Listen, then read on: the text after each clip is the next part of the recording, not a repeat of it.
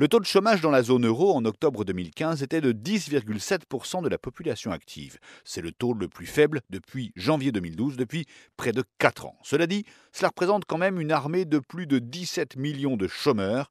C'est l'équivalent de la population des Pays-Bas, pour vous donner une idée.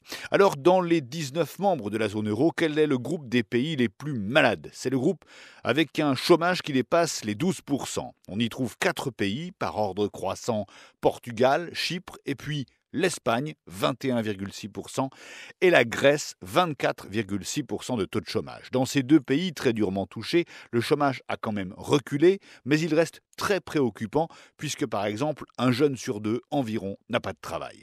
Après, il y a des pays un peu moins malades, mais pas sortis d'affaires. Des pays entre 9 et 12% de chômage. En partant des moins touchés, on trouve la Slovénie, la Finlande, la Lettonie, la Slovaquie, et puis deux gros pays européens de population assez comparable, la France, 10,8% de chômage, et l'Italie, 11,5%. À noter que le chiffre italien est le meilleur enregistré depuis près de 3 ans, mais en fait, c'est parce que beaucoup d'Italiens auraient renoncé à chercher du travail. Ils sont sortis des statistiques. Pour la France, l'état de santé de l'emploi s'est encore dégradé sur un an.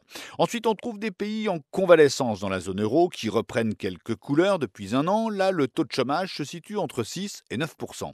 En partant des moins malades, l'Estonie, les Pays-Bas, la Belgique, l'Irlande et la Lituanie. À noter que la Belgique, qui est à 8,7%, est plutôt en stagnation. Enfin, il y a ceux qui semblent sortis d'affaires, qui sont en dessous de 6% de taux de chômage: Luxembourg, Autriche, Malte et, sans surprise, l'Allemagne a seulement 4,5% de taux de chômage selon les critères d'Eurostat. Les Allemands se trouvent carrément sous le niveau des Américains, qui sont eux à 5% de taux de chômage, ce qui est considéré comme le plein emploi.